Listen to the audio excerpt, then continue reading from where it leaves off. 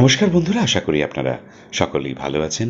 আমি বিভাস, গল্প কিন্তু সত্যি চ্যানেলে আপনাদেরকে আরও একবার স্বাগত। বাংলার ইতিহাসে 1861 সাল খুবই গৌরবের, কারণ এই বছরই জন্মগ্রহণ করেছিলেন বিশ্বকবি রবীন্দ্রনাথ ঠাকুর। এছাড়াও প্রফুল্লচন্দ্র রায়, ডক্টর নীলরতন সরকারের মতন তারকারা এই বছর জন্মগ্রহণ করেন। কিন্তু এদের সাথে আরও একজন এই বছর জন্মগ্রহণ করেন, যিনি ছিলেন নারী প্রগতির মূর্ত প্রতীক এবং একজন নারী হিসেবে চিকিৎসা শাস্ত্রে তার কি অবদান শুধুমাত্র ভারতবর্ষ নয়, এশিয়া জুড়েও ছিল। তার বিস্তারিত ইতিহাস এই ভিডিওতে আমি আপনাদের সামনে তুলে ধরব এবং প্রত্যেককে অনুরোধ করব যে একটু ধৈর্য ধরে পুরো ভিডিওটা দেখুন এবং কেমন লাগলো তার মতামত আপনাদের কমেন্ট বক্সে জানান। যারা এখনো পর্যন্ত এই চ্যানেলটিকে সাবস্ক্রাইব করেননি তারা অবিলম্বে এই চ্যানেলটিকে সাবস্ক্রাইব করে বেল আইকন টিপে দিন, যাতে নিয়মিত এই রকম অজানা সত্যি গল্পের ভিডিও আপলোড হলেই তার নোটিফিকেশন আপনাদের কাছে পৌঁছে যায়। তো চলুন সময় নষ্ট না করে আমরা জেনে নিই কোন সেই নারী যিনি বাংলার নারী প্রগতির মূর্ত প্রতীক হয়ে উঠেছিলেন। 1888 সুদূর বিলেতে বসে নিজের কাজ করে যাচ্ছেন Florence nightingale, the lady with the lamp. তার নাম তখন কিংবদন্তি সম। গোটা বিশ্বের চারিদিকে ছড়িয়ে পড়েছেন তার নাম। কাজের জায়গায় বসেই ফ্লোরেন্স শুনলেন এক ভারতীয় বাঙালি তরুণীর কাণ্ড কারখানার কথা। শুনে রীতিমতন তাজ্জব হয়ে গেলেন। ভারত সম্পর্কে একদমই অজ্ঞ ছিলেন না তিনি। জানেন সেখানকার মেয়েদের কিভাবে জীবনযাপন করতে হয়। তাই অবাক হয়ে গেলেন শুনে যে এই মেয়ে বিয়ে করে সন্তান ধারণ করেও ডাক্তারি পড়া চালিয়ে যাচ্ছে। শুধু তাই নয়, একটা লেকচারও মিস করেনি।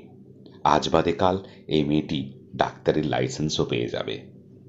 তাজ্জব হয়ে গেছিলেন ফ্লোরেন্স নাইটিঙ্গেল। এক ভারতীয় বন্ধুকে সঙ্গে সঙ্গে চিঠি পাঠিয়ে এর সম্পর্কে জানতে চান। ভারতের তো বটেই, বাংলার ইতিহাসেও এই চিঠিটি একটি দলিল হয়ে থাকবে চিরকাল। এর পেছনের যে মানুষটি ছিলেন তিনি আর কেউ নন, তিনি আমাদের সকলের শ্রদ্ধার ডক্টর কাদম্বিনী গঙ্গোপাধ্যায়। তার পরিচয় অনেকভাবেই দেওয়া যায়। যে সালে জন্মেছিলেন তখন আরও অনেক কৃতি মানুষ জন্মেছিলেন। 1861 এই সালকে মানুষ মনে রেখেছেন রবীন্দ্রনাথ ঠাকুর, প্রফুল্লচন্দ্র রায়, নীলরতন সরকারের জন্মসাল হিসাবে। সেই একই বছরে জন্মেছিলেন কাদম্বিনী। ডাক্তার হিসেবে একের পর এক শিখর অতিক্রম তো করেইছেন। নারী শিক্ষা ও নারী অগ্রগতির অন্যতম পুরোধা ছিলেন তিনি। বিপদ কি ছিল না তার? তবে একটা কথা আছে না, সমস্ত সফল পুরুষের পেছনে একজন নারী আছে। এখানে কিন্তু ব্যাপারটা একটু উল্টো হয়েছিল। কাদম্বিনীর এমন দুর্দম সাহসের পেছনে মেরুদণ্ড হয়ে দাঁড়িয়েছিলেন তিনজন পুরুষ। বাড়ি এবং সমাজে পরিস্থিতি যতই ঘোরালো থাক, পাশে থেকেছেন বাবা এবং পিস্তত দাদা, আর পরবর্তীতে তার শিক্ষক তথা স্বামী দ্বারকানাথ গঙ্গোপাধ্যায় তো ছিলেন। সমাজের বহু তিরস্কার, লাঞ্ছনা, গঞ্জনা, অত্যাচার সহ্য করেছেন, কিন্তু দিনের শেষে জয়ী হয়েছেন তিনি। কলকাতা মেডিকেল কলেজের দরজাটা মেয়েদের জন্য খুলে দিয়েছিলেন তিনি। শুধু মেডিকেল কলেজ কেন, দক্ষিণ এশিয়ার ক্ষেত্রে এটা একটা বিরাট বড় পদক্ষেপ ছিল। ডাক্তারির আগেও একটা বড় মুহূর্ত ঘটে গিয়েছিল। 1870 সালে প্রতিষ্ঠিত হিন্দু মহাবিদ্যালয়তে পড়াশোনা শুরু করেছিলেন কাদম্বিনী। 3 বছর পর অবশ্য বিদ্যালয়ের নাম বদলে হয়ে যায় বঙ্গ মহিলা বিদ্যালয়। তারও বছর দুয়েক পর বেথুন স্কুলের সঙ্গে এটি জুড়ে যায়। এই স্কুল থেকেই কাদম্বিনী এন্ট্রান্স পাশ করেছিলেন। তার এমন কৃতিত্বের খবর পৌঁছে গিয়েছিল খোদ লর্ড লিটনের কাছে। লেডি লিটনের কাছ থেকে পুরস্কারও পান তিনি। অন্যদিকে এন্ট্রান্সে সফল হয়ে বসেছিলেন চন্দ্রমুখী বসুও। মূলত এই দুজনের জন্যই বেথুন স্কুল পরিবর্তিত হল বেথুন কলেজে। এর আগে এমন ঘটনা বাংলায় ঘটেনি। সমাজে শোরগোল পড়ে যায়। 1883 সালে যখন চন্দ্রমুখী পলিটিক্যাল ইকোনমিক আর কাদম্বিনী অঙ্কে স্নাতক পাশ করলেন, বাংলা তো বটেই, গোটা দেশে আলোড়ন পড়ে গেল। ভারতের প্রথম 2 মহিলা গ্র্যাজুয়েট বলে কথা। কবি হেমচন্দ্র বন্দ্যোপাধ্যায় একটা কবিতাও লিখে ফেললেন। সেদিন বেথুন কলেজের ক্যাম্পাস চত্বরে তাদের দেখতে এত ভিড় হয়েছিল যে পুলিশকে লাঠিপেটা পর্যন্ত করতে হয়েছিল। যেমন মনোযোগী ছিলেন পড়াশোনায়, তেমনি নিষ্ঠা ছিল চিকিৎসক। সেরকম ছিল পেশাদারিত্ব। বাড়িতে 8 সন্তান, এখনো মাকেই চিনতে শেখেননি ছোটটি। তার মধ্যেই একা একাই বিলেতে রওনা হয়ে গেলেন কাদম্বিনী গঙ্গোপাধ্যায়। সাক্ষী বলতে ছিলেন এক সাহেবিনী।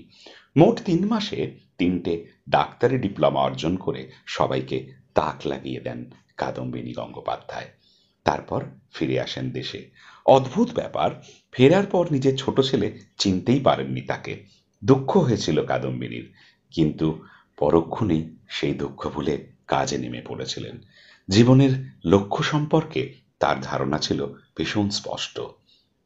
কাদম্বিনী যে কি অসামান্য ও দক্ষ চিকিৎসক ছিলেন সেই সময় বেশ কিছু বর্ণনায় তার প্রমাণ মেলে। যে হাতে তিনি নিখুঁত অপারেশন করেছেন সেই হাতেই একের পর এক লেশ বুনে চলেছেন। হ্যাঁ, এটাও তার অন্যতম একটা শখের জায়গা ছিল বটে। রোগীর বাড়ি যাওয়ার সময় ফাঁক পেলেই ডুবে যেতেন 2 কাঠি আর উলের মাঝখানে। তারপর কখন যে মনটা আবার চলে আসতো ঠিক জায়গায়। আরও একটি ঘটনার কথা উল্লেখ করা দরকার। 17ই জুন 1898 স্বামী দ্বারকানাথ বন্দ্যোপাধ্যায় মারা গেছেন সকালে। বিকেলে একটি জমিদার বাড়িতে প্রসব করাতে গেছেন কাদম্বিনী গঙ্গোপাধ্যায়। সবাই তো অবাক। কোথায় শোক করবে তা নয়, এমনই ছিল তার পেশাদারিত্ব।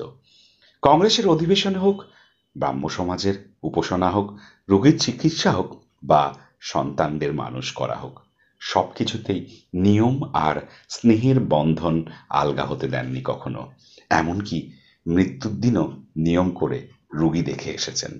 এই ছিল মহীয়সী কাদম্বিনী গঙ্গোপাধ্যায়, যাকে আমরা অনেকেই অনেকেই আজ ভুলে যেতে বসেছি।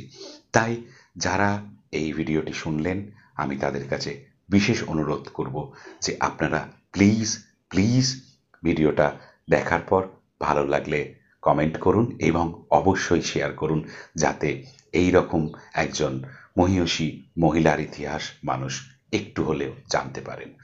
আজ এই পর্যন্ত। সবাই খুব ভালো থাকবেন এবং আবার দেখা হবে পরবর্তী ভিডিওতে। নমস্কার।